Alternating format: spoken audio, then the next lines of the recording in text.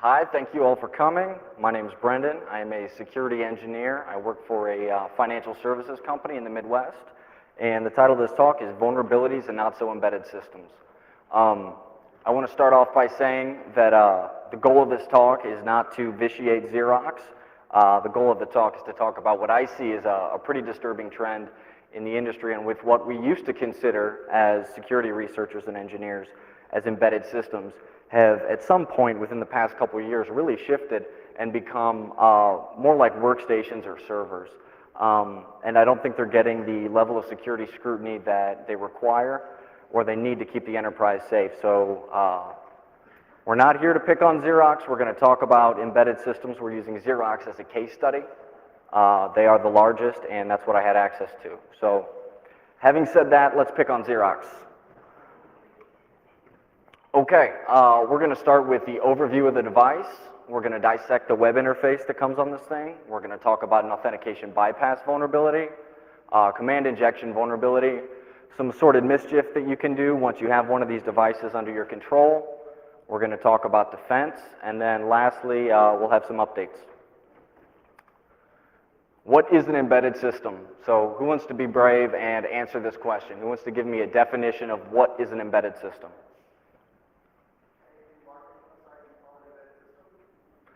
That is a pretty good answer. Anyone else? Not all at once. Okay. Googling for it, on FullDoc we find hardware and software which forms a component of some larger system and which is expected to function without human intervention. Okay, that's pretty good. Wikipedia, characterized by lack of peripherals such as a keyboard, mouse, or display, and designed to perform specialized and repetitive tasks.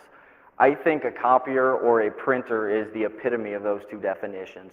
They function without human intervention. They don't really have peripherals outside of generally a small LCD display, and they are designed to perform specialized repetitive tasks.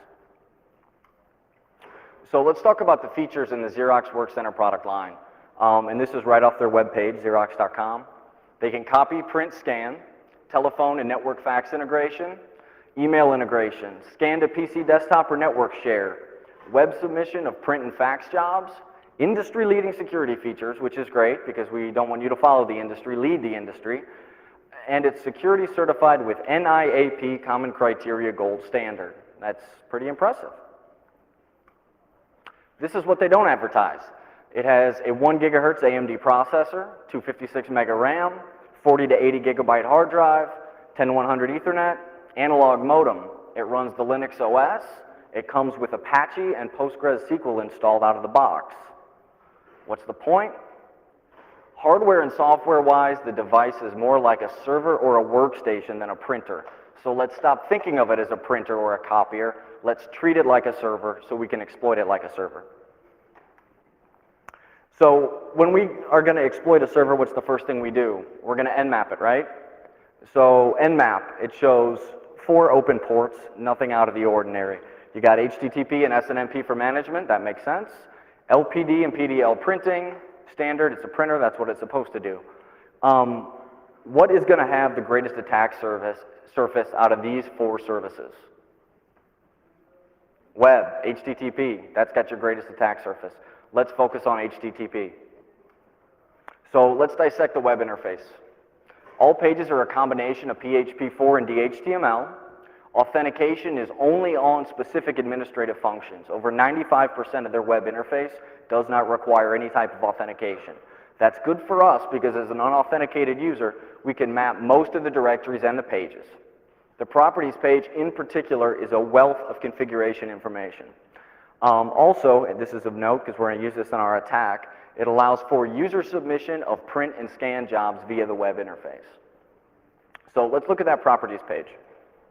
So this is what it looks like, and you'll see it's got several different submenus underneath properties. It's got general setup, connectivity, protocols, the network scanning service, internet messaging, all that stuff. And then at the very bottom, it's got a security tab. So if we look at the security tab, you may notice, hopefully it's not too small, it says IP filtering. So let's look at that function. So here we have add IP filter rule. That's I guess a pretty good security feature. It's got a built-in host-based firewall. Nothing too out of the ordinary here. We see protocol, source IP, source port, destination port. So let's fill it out with some dummy information and click apply. Let's see what happens. So we click apply, it sends a post request to /dummypost/xerox.set. Interesting name, dummy post. The server then responds with a 401 auth required. Who can tell me why this is a bad design choice? What did they do wrong in their web design where I can send a post request and then they prompt me for auth? I'm sorry?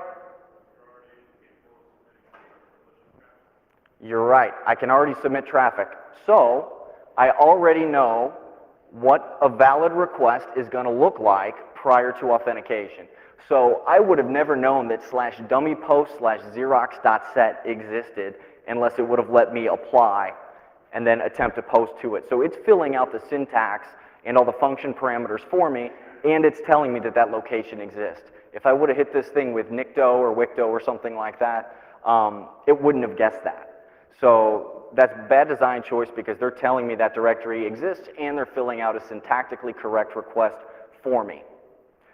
It's not that hard to require auth before giving someone access to fill out an administrative function. That's what they should have done. So the default admin password is 1111.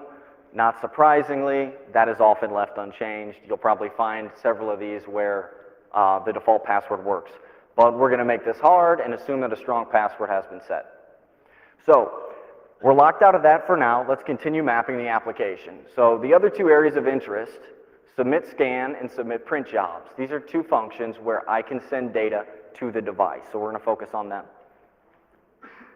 So this is what the submit print job page looks like. Nothing too out of the ordinary. Immediate print, proof print, delayed print. Secure print, which is a pretty nice feature. What you do there is you enter a 4 to 10 digit PIN number, you upload your print job, and it'll spool, but it won't print out until you get there. And then at the console, you type in your PIN number, print job comes out. Great for sensitive documents. You browse at the very bottom there where it says file name browse, you browse to the Word doc or whatever you want to print, and then you click the submit job button. Uploading a scan template. I have not found a real use for this feature. I think it's kind of superfluous. I'm sure someone out there likes to make scan templates and publish them to the Xeroxes. I haven't had a need for it yet, but it's very valuable because this is how we're going to attack the device. So we can define a template name, description optional, owner optional. So really there's only one piece of information that we need to supply, template name, and I don't know what good that does us, but we're going to use it for attack. So let's look at what these two requests are. So we can use Peros, Ethereal, TCP dump, whatever you want to grab that HTTP request, and we're going to capture both submitting a new scan template and trying to submit an IP filter update. So we're going to grab an IP filter update request, we're going to grab a scan job submission request and start looking at them. So this is what it looks like from a raw socket perspective. It's posting to /dummypost/xerox.set, and the syntax of the body is fun function equals HTTP IP restriction update, and it's got a lot of parameters. So here's a much prettier view of what it looks like. These are the parameters with their associated values. Now, does any of those parameters or values jump out to the audience as useful information that we can use to attack the device? What's one parameter that we didn't see on the previous interface, but it tells us a lot about this device? Chain equals input. Does that look familiar to anyone? What host-based firewall uses the parameter chain with the value input? IP tables. So before we had no idea what they were using. We didn't know that they were running a Linux OS. We just knew they had some sort of host-based firewall functionality. Now that we see chain equals input, we know with a good degree of certainty that they're using IP tables. So IP tables is well documented syntax, so we know what the syntax of this is. Okay, this is the submit new scan template request, a whole bunch of garbage there in the body. You'll notice it's posting to /userpost/xerox.set, and that first parameter is similar, fun function equals, and then HTTP parser set. So what have we learned so far? Instead of dummy post, this page sends its request to user post. User post does not require auth, and we can upload data to the device. The request body in both is fun function and then the function name. So now what we're going to do is the most basic thing. We're going to edit the request to send the IP filter function, and instead of dummy post, we're going to put user post in there. This is easy. So we're firing up Peros here. You'll see at the top on the post request, we're posting to user post/xerox.set. But if you look down at the request body and the parameters, we're sending an IP tables update parameter, which we captured earlier when we clicked the apply button and got prompts for a 401 auth. So let's go ahead and send it and see what happens. So this is what it looks like from a raw socket perspective, and it works. That wasn't very hard. So now, just by modifying /user post instead of /dummy post, we've just bypassed the authentication. Okay, why does that work? So we're going to jump ahead a little bit and talk about why this works. This is an excerpt from the httpd.conf file. I mentioned it was running Apache. And I'm going to talk more on how we got to this a little bit later. So it has two entries at the bottom of this file. There's a lot in the file, but what we're going to focus on is these two location aliases. So they've defined a location alias for user post and dummy post, and they've registered handlers for both of them. They're using the same handler, LOA post_handler. They're both using the same handler, two different location aliases. One of them requires auth. It's using Apache's standard auth function. It's got an auth user file. We don't want to try and brute force that or break that. Apache's auth is pretty solid. So two of the location aliases defined in the conf file are both registered to the same handler. If we look in the HTTP libs directory on the device, we see that this handler uses an Apache module called mod LOA post.so. This module has definitions for all available functions that this handler is going to support. So let's take a look at it. It may be hard to see, but IP restriction update is at 0DD2 and HTTP parser is at 0D5C. This is what it looks like, and I have the HTTP IP restriction update highlighted. I know it's kind of small. And there's a whole bunch of other stuff in there. So now all of a sudden we know what all these functions are. Some of these I haven't even found through the web interface. If I couldn't get to that module, I wouldn't have known they even existed. So the conclusion for the authentication bypass is, regardless of the location alias and regardless of the handlers, all function calls end up in the same place. The module does not limit which handlers can call which functions. Therefore, any can call any function. So it wouldn't have been that difficult to secure that. All you have to do is look at how you're getting called and what the source is, and then see if you need to require auth. But in this case, they didn't. Okay, so we bypassed authentication to a printer. Big deal. What does that buy us? Let's go back and look at that IP filter update function again. Okay, so command injection. These are the IP, I have highlighted there, what the IP tables parameters that we're going to focus on are. We see protocol equals TCP, action equals accept, chain equals input, interface equals ETH0, and so on and so forth. So what are the chances that the application is forwarding these values in the post request as arguments directly to IP tables? Anybody want to guess? Very good. So here's how it's working. And I want you guys to pay special attention to this slide because I suck at PowerPoint and it took me like 20 minutes to get this animation to work, so please appreciate it. Wasn't that beautiful?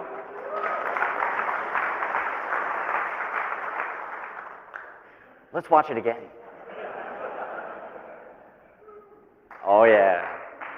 Okay, so this is what it's doing. This is much like dynamic SQL. If anyone here knows anything about SQL injection, you're taking certain parameters from user input and you're dropping them into locations of a greater SQL statement. That's the exact same thing that's going on here, but we're talking to IP tables and not SQL. So what does the most basic IP tables update statement look like? At a minimum, what do we need? We need a chain to append to, so we're going to -a input, protocol, interface, source, and an action. So let's try and complete an entire IP tables command by injecting all into one parameter. So we're going to pick on the earliest parameter we have access to, which is protocol. So on the protocol equals parameter, we're going to set the value to TCP space -i ETH0 we're going to fill the whole IP table statement all in one parameter. So we got to encode it, so %20s, so no spaces in an HTTP request. And then we need to syntactically terminate the request because the application is going to throw the rest of those values in the request after it. So again, this is much like SQL injection where you got to terminate with a semicolon and a dash dash to comment out the rest of the stuff that's coming in behind you on the application. So we're going to throw a semicolon after it and see if that works. All right, that worked, and now we're going to try and throw another command after it. So what's something basic that we can do to see if this is working and we can add an arbitrary command? We're going to try ping. So we're going to put in our entire injected statement, and then we're going to put in ping my host and monitor our host to see if we get an ICMP echo request. Doesn't work. Why wouldn't that work? The semicolon will let us inject the first part of the command, but it won't let us inject a second arbitrary command. So let's look at my animation one more time, please. Nobody, which is what HTTP is running on, is actually writing all these values to a config file, and then a process running as root comes along and parses them with IP tables. So if we use a semicolon, the parser sees that it's the end of the line and it stops. It doesn't want to go any further. So we cannot use a semicolon. But command injection is still possible. Who wants to guess what we can use instead of a semicolon to inject a command? What was that? Bingo, we're using a pipe. So we can use a pipe to get around this. With using a pipe, our first statement needs to not return an error or not return any data because we need the injected command on the far side of the pipe to remain unaffected. So we always have to syntactically terminate the first part of the IP table statement in our inject parameter and then throw the pipe and our arbitrary command. So it's going to look like this. Again, injecting just into the protocol parameter. We're going to finish the IP tables request, throw a pipe. We're going to ping my host, then we're going to throw another pipe to terminate that piece of it, and we don't care if our injected command returns anything. Everything after that can fail. What the application is throwing after it, we don't care if that fails as long as our injected command executes successfully. So that works. Complication.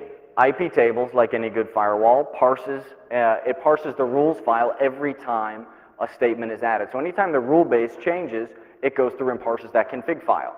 So it processes it top down every time. So if we inject ping again, we're going to get 2 sets of pings. If we do it a third time, we get 3 sets. So that's going to complicate things because now we have to clean up after ourselves after each single command inject. So luckily, they included a function for that too. It's called HTTP IP restriction remove. So now, after every inject, we then have to run this function and clean up the command which we just injected. Okay, so we can ping ourselves. Big deal. I want to run a shell script. How are we going to get a shell script up here when we can only talk one line at a time? And we have to clean up after ourselves after each inject. We can build a shell script by passing each line to echo and then piping echo to cat and having cat write it for us to the file system. So our inject command is going to look like this. Echo, first line of our shell script, pipe it to cat, have cat append it to script.sh. That's how we're going to build it. So not only do we need to encode it, because we're actually doing a double inject here, we have to shell escape certain characters like hash and exclamation. So this is how we're going to build our shell script. So first line is going to be shebang bin bash.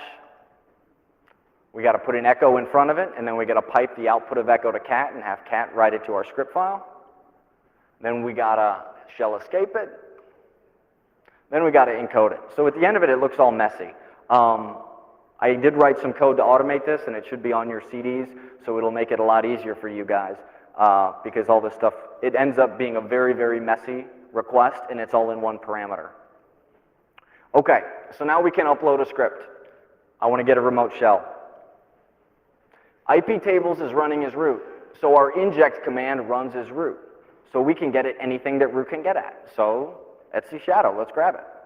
Let's copy it out to the web root. The web root is at /temp dlms http data htdocs.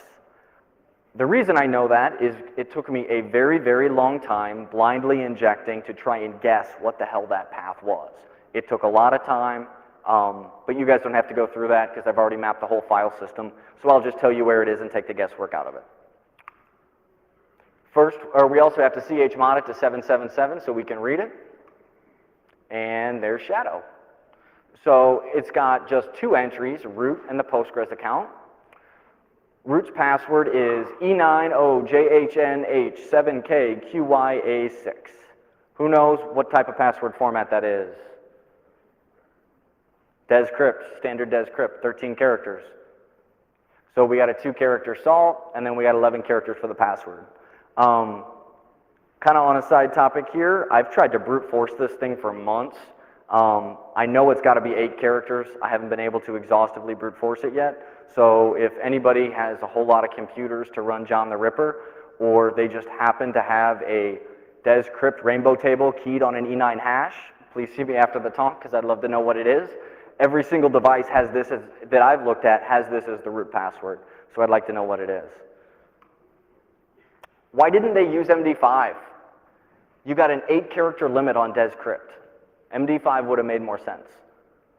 But that's not going to stop us either because we're just going to clobber the file anyway, so it doesn't matter what format they use. Okay, so to change the root password, we can either move or RM the existing Etsy Shadow, and we can write our own, or we can use sed, which is on there also, to replace it with a known value. So it's going to look like either that or that. The new password that I'm replacing it with, I'm using the E9 salt on that hash just for consistency. That new password is the number 2 8 times, so 22222. Okay, so now we know the root password. We still need to connect to it, so let's enable Telnet. If we ls on Etsy, we see that zynet.d.conf is in there, and if we copy it out to the web root, we can open it up and see that it has all services disabled. Well, okay. Good thing they included a file called zynetd.conf.on with all services turned on. So we're just going to go ahead and copy that in there. And when you look at it, it's funny because it says in the notes on it, for development purposes only, but it made it to all their production devices somehow. Okay, so because they included it, now we have telnet, FTP, rshell, rexec, and rlogin. Telnet's the easiest though. So we're going to copy zynetd.conf.on to zynetd.conf. Zynetd is not running by default, so let's start it up or restart it if it does happen to be running. Telnet to the box. Login as root with your new password and enjoy. So now we have a remote shell on the box and we can connect to it. Here's my simple little shell script that'll do all this. It's 6 lovely lines of bash. Thank you very much. I am an expert coder. So let's look at the POC code that I wrote for this. Can you guys see that okay? Yes, no? I got it in just standard notepad even though it's uglier. Let me see if I can make it bigger. Boom. How's that? Okay. So, very, very basic. I'm not a coding guru by any stretch of the imagination, but I know Perl and I know how to write to raw sockets, so that's what I used. So here we define our remote host and our remote port. Where's your shell script? Mine's under C exploits upload.sh, which is what I just showed you. And then down here, I put it one line at a time for clarity, but this is where I'm using, if you can see, I'm doing all my substitutions where I'm taking special characters and coding them and shell escaping them. So that will shell escape and encode everything for you. Put a little debug in here where it's going to print it out as it runs. It'll print out as it runs so you can see what it looks like. Here, it's going to put an echo in front of it, and then it's going to pipe that output to cat. Now, it also sleeps for 3 seconds. The reason I put that in there is it seems that they have some sort of QoS, or maybe the printers I talk to are just too busy, but if printing is going on, that takes priority at the process level over updating IP tables. So if we try and inject too fast, we end up stepping over ourselves and we can't clean up quick enough, so we start getting really ugly shell scripts that don't run. So just for the sake of that, I put a sleep timer for 3 seconds, then we clean it up, sleep for 3 seconds again, and then we inject our next line. So here we've got our headers. You can see the header definition, post to user post Xerox.set, and then my cleanup function. Now, they wouldn't let me check a copier or a printer at the airport, so I did not bring one with me. They had this rule about things fitting in the overhead bins, and it just wouldn't fit. What I did do is Monday, I created a video, and I got a timestamp on it just to prove that I did do it on Monday. So let's go ahead and watch this real quick.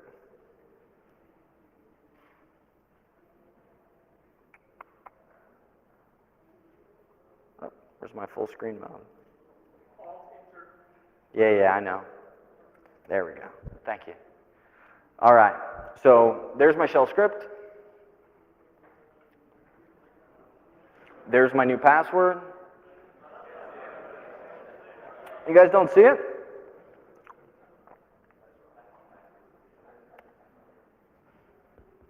What are you guys seeing?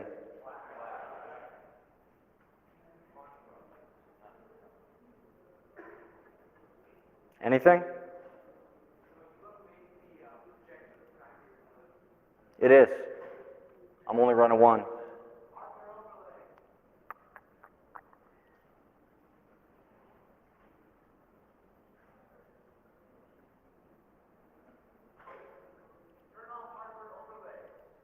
Where's that at?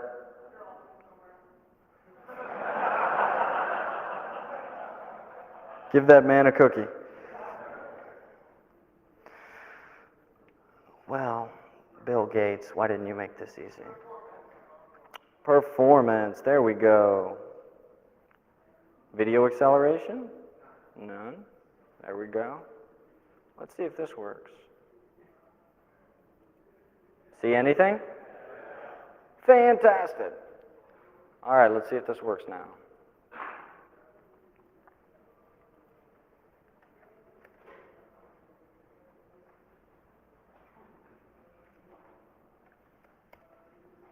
See anything? Well, damn it. Can you see that? Okay, we'll leave it like that.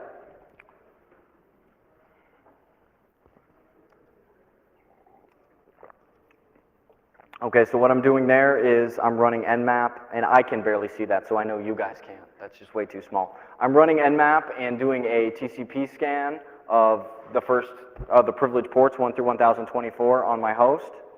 So let's go ahead and do an Nmap real quick. All right, we see that it's just got a few open ports. It's got HTTP, we see 515. We didn't do a UDP scan, so we didn't see SNMP, and I stopped at 1024, so we didn't see 9100, but it's on there by default. So now we're just going to go to a command prompt, and we're just going to write or execute Xerox exploit.pl. So there's my debug. It's showing me what the line is and what it's going to look like when it's properly shell escaped and encoded.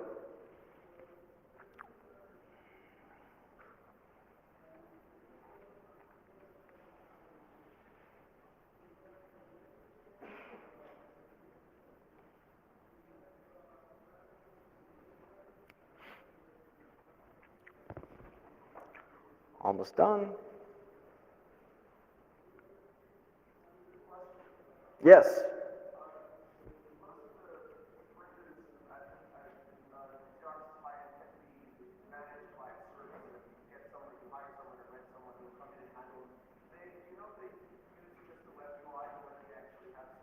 They console into it, and up until a couple weeks ago, you could have two. They've recently put out a patch for that, but I got a way around that, so we're going to get to that. But yes, they manage it by consoling into an RS-232 with a standard serial cable, laptop, and they manage it logging in as root. Yet another reason why I'd like to know what that default root password is.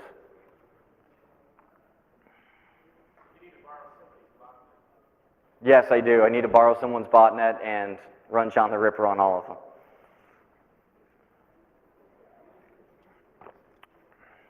Okay, so our exploit is all done.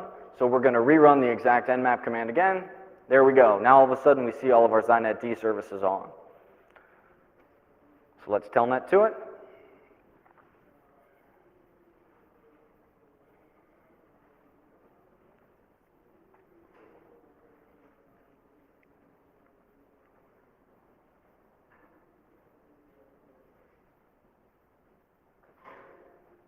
There we go. So there's our login. We're going to log in as root. The password is the number 2 8 times. Boom. There we go. So now we're going to cd to temp dlms tcp/ip, which is the default location where our script's getting executed. And you see upload.sh. I don't know if you guys can see that. Can you see that there? Upload.sh, modified July 31st. And then I run a date command to show that that was uploaded about 60 seconds beforehand. And then we'll go ahead and cat etc shadow just to show that we just clobbered the file and replaced it with our own. Right now it's not because I just made it Monday, and then I hopped the plane. It can be, if I like you.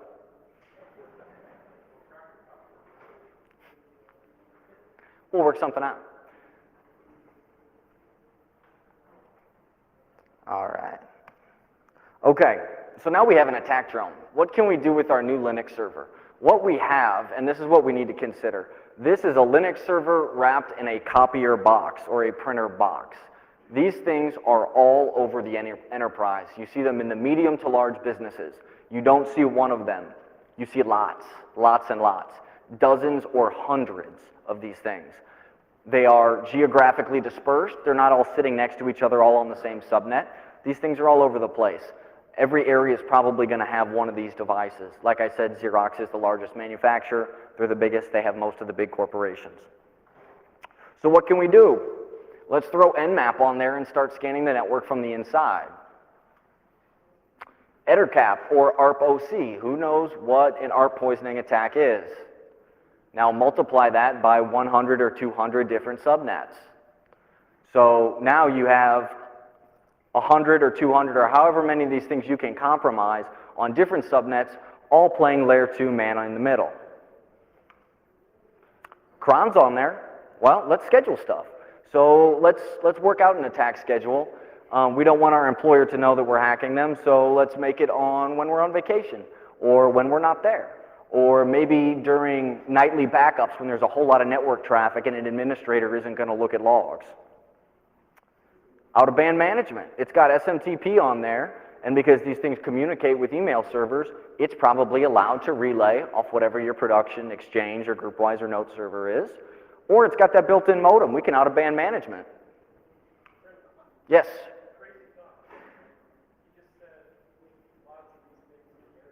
Yes.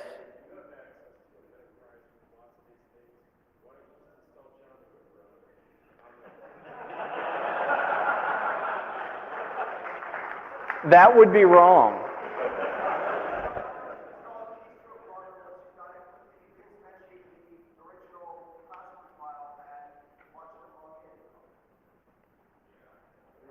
You're way smarter than me.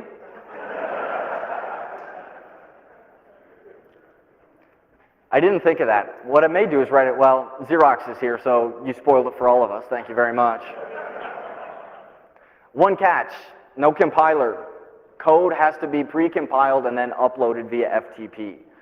Not the end of the world. It's standard AMD x86. It's running what I think is a version of SUSE Linux, or it's somewhat customized, but it's Linux. We know how to compile for Linux. It's not the end of the world. Let's cover our tracks. It turns out there are actually two sets of IP tables rules, user-defined and vendor-defined. So they're actually hiding PostgreSQL with a rule that blocks access to it from any IP other than itself or localhost. You never would have known they were there until you rooted the box and looked at the file system, but they're in two different places, smart and VRAM, IP tables custom rules.cfg and IP tables default rules. Well, now that we own the box, we can create our own firewall rules and lock everyone else out, they don't show up in any log, report, or administrative interface, so no one's going to know they're there. So very, very easy to cover our tracks. Did I mention this thing doesn't log? Every single function and process that I found on this logs to dev null. Anything we do is not traceable. Even the authorized administrator, all he can check is firmware versions and copy counts. He has no idea what we're doing once we're on one of these boxes. Okay, assorted mischief. I'm sure there's some fun things that we can do that are specific to owning a printer or a copier. So let's talk about snarfing network passwords. Let's talk about function hijacking, collecting print jobs, fun with billing counters. My personal favorite, the paperclip trick, and then that's just mean. So password snarfing. Like the web interface, most applications work by receiving operating parameters as arguments. So they didn't ever intend for someone to root their box, so all the functions communicate with one another in a highly insecure manner. So if we want to collect usernames and passwords, they have a couple of native Windows services on there, or things that talk Windows. They got an SMB client, and they got a web services module. So the SMB client, which apparently I misspelled as SMB CleanNet, is that temp DLMS SMB apps, SMB client X for extra secure.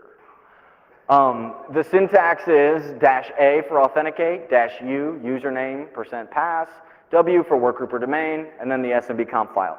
Anytime someone logs in, either via the network or they log in at the console, we talked about secure printing, we talked about network drive mapping, all that requires some sort of authentication. That all comes across as a clear text argument to SMB client. So let's just replace it with the shell script, write down the values, and return exit 0, authenticated. Username and password combo is coming as three-character decimal representations of ASCII. Not very tough. It's easy to throw that on there. Let it run for a couple weeks. You may be surprised at how many usernames and passwords you find. Web services. This is great. Everything's web services, right? We got to web servicify everything. That's a big buzzword. So they have web services, and they have a document management system that's actually pretty good. You can install Xerox software on an NT server, 2000, 2003, and it'll communicate, and you can use a process flow for document management, tying all your printers together. Good thing they stored that username and password in clear text on the box. Oh, and by the way, when you install the Xerox document management software, it auto-creates the username and password and pushes it out to the printer, so not even the administrator of the server that it's running on knows what this password is. So we do. So let's help ourselves with some server credentials that nobody else knows about. Other authentication clients. This thing talks Kerberos, LDAP, NDS authentication. They all work the same way. Replace the legitimate client with just a simple shell script that writes down the usernames and passwords, and you can either forward it on to the real auth client or just return an exit 0 and the device thinks that they authenticated. Here's some quick Perl foo to decode that decimal into ASCII if you want to capture some passwords. Okay, function hijacking. Like I said, simple shell script replacement works on almost every function. They have AppleTalk, client web services, DHCP, file to fax, job log, Kerberos, POP3, port 9100, scan to fax, scan to file, SMTP, and more. These things are pretty feature rich. Okay, so now let's collect some print jobs. That's fun. We own the printer. Let's get a copy of everything that prints on it.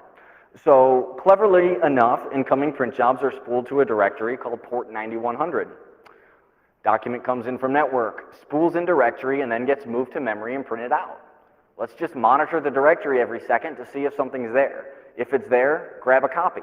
We have an 80 gig hard drive that isn't being used. We can store lots of these things. The one catch is the files are in PCL or PostScript format, so we're going to need a PCL reader or ASCII converter to read them later, or you can always push them in RAW format up to another printer and get a copy of it yourself. Fun with billing counters. Counters are stored in NVRAM.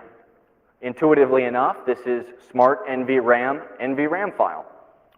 So what we have here is there's total impression, copy, and print counters, which are all calculated values. So the total is at the first 2 bytes at index all zeros. Print counters, the last 2 bytes at index 04EO. Copy, last 2 bytes at index 0910. These are calculated values. So if you have a device that does both black and white and color, your copy count, you're going to have a counter for black and white copies and a counter for color copies, and your total copy count has to be a calculated value that matches. Same thing with print, and of course, total or total impressions is a calculated value based on the total print and total copy. The total is incremental and alternating. So here's an example. I print once, value A0 3E, print again, A0 BE, and so on and so forth. Calculation can be difficult, but they were nice enough to put a debugger on there for us. The way it works is every time that box boots up, it does a sanity check on its NVRAM file. Well, all we have to do is run this little program with our doctored NVRAM file as an argument. It'll tell us what we did wrong. Rolling them back or resetting them, which I would never ever do, is very easy. All we have to do is delete them entirely and delete the backup file, which sets them all back to 0. Or let's say they're billing on the end of the month. So on the 2nd of the month, we use cron because it's on there. We make a copy of the NVRAM file. And on the 29th, right before they're going to check the billing counters, we replace that with the file from the 2nd. So we only made 30 print jobs this month. Wow, we're saving cost. Attaboy. And actually, and I don't know if everyone's organization is like this or just mine, but they're worse than cell phone companies when it comes to overages. You can be paying over $1 per color copy if you go over your maintenance agreement. It can get very, very expensive very, very quickly. So I guess if you really wanted to screw your employer or someone else, sit there and just roll those numbers on up. So who made $1 million worth of copies? Someone must be printing porn. Okay, the paperclip trick, my personal favorite. Photocopy a single paperclip. Scan the piece of paper, and then send it to the printer as a print job. Now, we're already monitoring port 9100 for incoming print jobs, so let's grab a copy.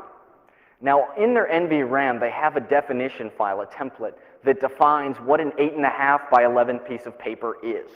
It's blank, but it's the definition of this is what 8.5 by 11 is.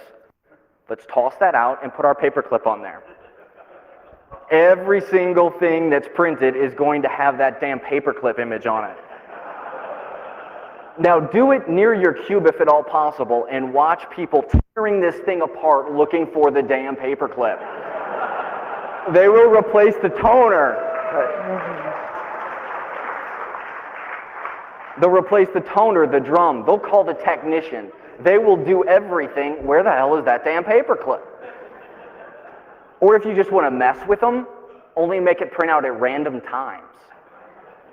Oh, it went away. Next day it's back. So, special place in my heart, the paperclip trick. Okay, that's just mean. Now, if you wanted to be really, really mean, change the IP to something invalid on that subnet. So now it can't be managed. So now it's not even a printer anymore because no one can talk to it on the network. Now a technician actually has to go there and manually reset the device and change the IP back to something valid. What's a little bit meaner? Set it to the same IP as the default gateway and watch the gratuitous ARPs fly. You will see every client on that subnet seriously confused about who the default gateway is. You can't remotely reset this either because an administrator is going to be coming in from the default gateway and the router is going to say, I'm .1, not the printer, so the printer's not going to be manageable, but all the clients aren't going to know how to get off the subnet because half of their Ethernet frames are going to the damn printer instead of the router. Let's get a little bit meaner though.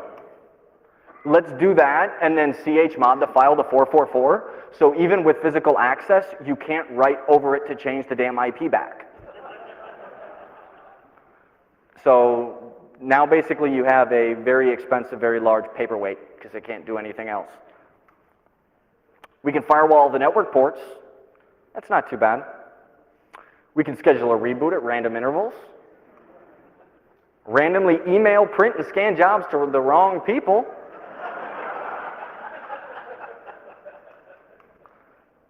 Long distance fun with the fax modem. Who the hell called Tonga for 6 hours? You could really run up some long distance bills with that. or just kill the box. Just delete RM, everything. It's gone. But that's mean and we would never do that. Okay, notable directories for additional mischief. /smart, this is the core configuration location on the device, the bootloader's here, the kernel's here, and many persistent settings like our IP tables rules. Smart/etc, this is the core OS config, smart NVRAM, you got community strings there, SNMP traps, the NVRAM file. Most functions reside at temp/DLMS, so like SMB would be temp, DLMS, SNMP, HTTP is temp, DLMS, HTTP, so on and so forth. And I have the web root on there. If you guys want to explore it but don't necessarily want to root it, just throw a bunch of ls-ls and redirect their output to somewhere in htdocs, and you can map out the file system with just ls. Okay, defense. Now defense is tricky when you're supposed to be locked out of the box. So it is necessary to exploit the box to secure it. That's my haiku wisdom for the day. Step 1, turn off the web interface. What do we need it for? Do we use it that often? We can manage it via SNMP. It doesn't do us any good, and it's a huge, huge attack surface. Dump legacy ZynetD, and let's put SSH on there. Who uses Telnet? There's little to no logging, even with an 80 gig hard drive. Surely we can spare some space for logs. So let's go through all the comp files for all the daemons, change it from dev null, create a log directory, and let's start logging. Edit the comp files for Apache, PHP, Postgres, etc. SNMP can't be disabled without crippling the box. I'm still working on exactly how all that works. Every time I kill it, the box just dies. But we can at least firewall it to make sure that only legitimate administrators can SNMP to it. Password protect the bootloader. They didn't password protect their bootloader. So all you need is a console cable and a laptop, reboot the box, and interrupt grub. This is the command that will get you through. Now you can't just try and boot into a different run level, because what they've done is they've actually put kill scripts in all those run levels. So they took the time to write kill scripts in case you try and boot into RC1, but they didn't password protect the bootloader. So just init equals bin bash, boom, you're in, physical access, go ahead, change the password, you own the box.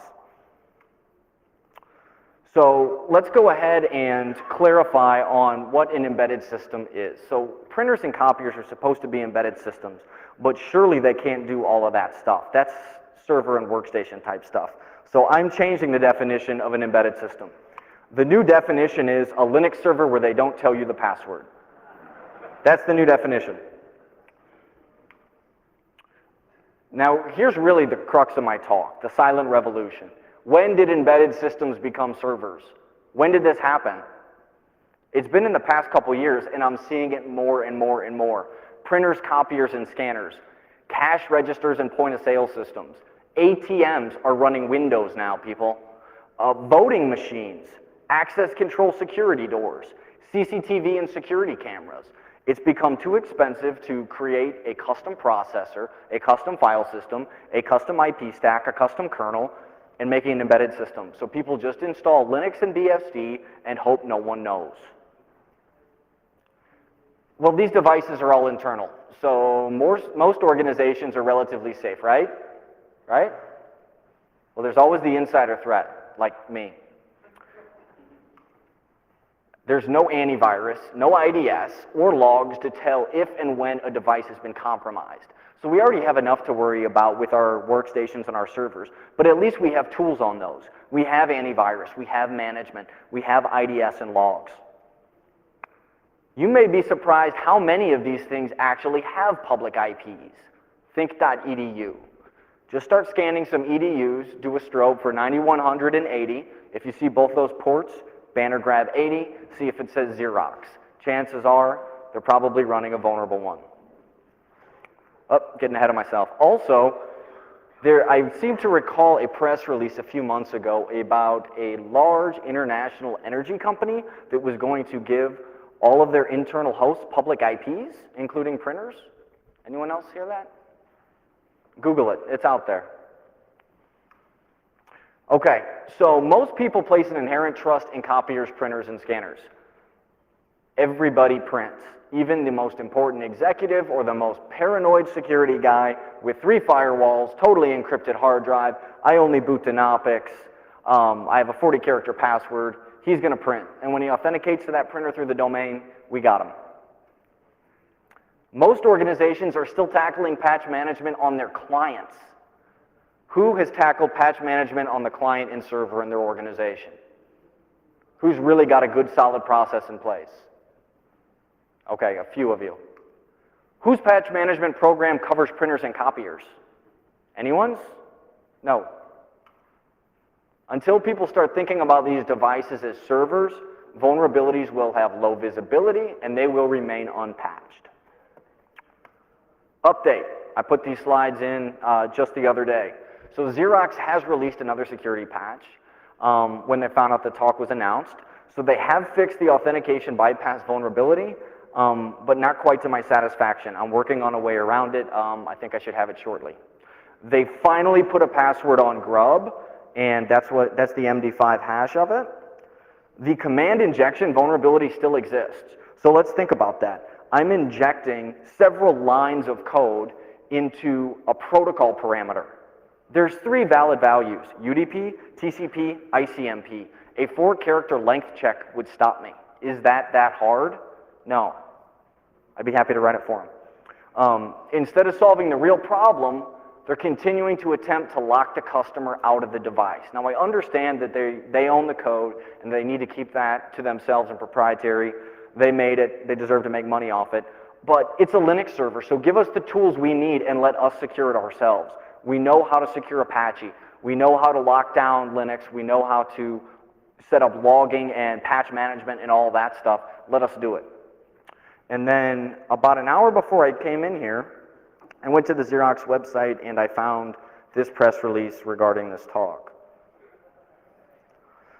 So Xerox Multifunction Systems and Network Security, what you should know. Can you guys read that? Yes? No? Okay. So Xerox is committed to helping customers maintain a secure network environment, which is good. I'm glad they're committed to security. All MFPs, regardless of vendor, contain hard drives and software. Well, yeah, we know everything contains hard drives and software. Xerox has earned the internationally recognized NIAP certification. We mentioned on that before.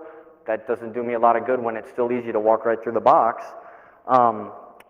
We extensively test for security vulnerabilities in our software, like input validation on protocol parameters. Maybe not so much.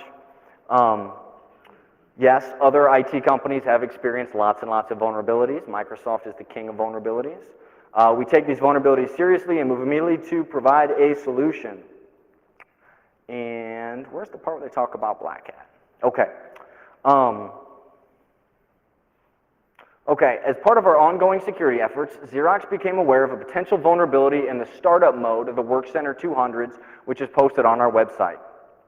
The product series several months ago. We immediately developed a patch which is posted on our security website. Well, the date on the patch says like June 22nd. So we talked about not password protecting their bootloader, so let's read that again, but let's read it without all the marketing fluff. So we became aware of a potential vulnerability in the startup mode. That means we stumbled across a book on securing Unix from 1994 and thought it might be a good idea to password protect our bootloader.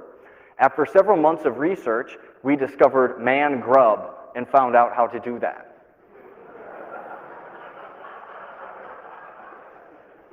No excuse. No excuse to not protect your bootloader, people. Come on.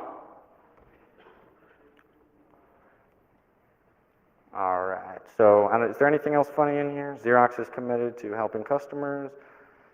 This individual recently presented his findings in a session on August 3rd, 2006 at Black Hat, an annual security conference. We encourage people to bring these matters to our attention. Now, what I will say is I did practice responsible disclosure on this. Back in January, I contacted Xerox regarding some of these vulnerabilities.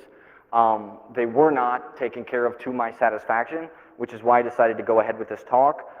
Give it some more exposure, and hopefully it's working. They've password protected the bootloader. Hopefully a few months from now, they'll figure out how to do a 4-character length check, and we'll secure that. All right, and one more. More to come. PHP exploits. If you take over one of these boxes, I mentioned that the web interface is all in PHP and DHTML. Read through the comments of all the PHP pages. Every single one has a comment section called Opportunities for Exploitation, where the coder writes all the ways that you could possibly compromise the code that he is about to show you. Take comments out of code before it hits production, people. I'm also working on an SNMP buffer overflow, which is why I'm so paranoid about trying to lock that thing down, and more function hijinks. So hopefully I'll be back with more at some point later in the future. Thank you guys very much.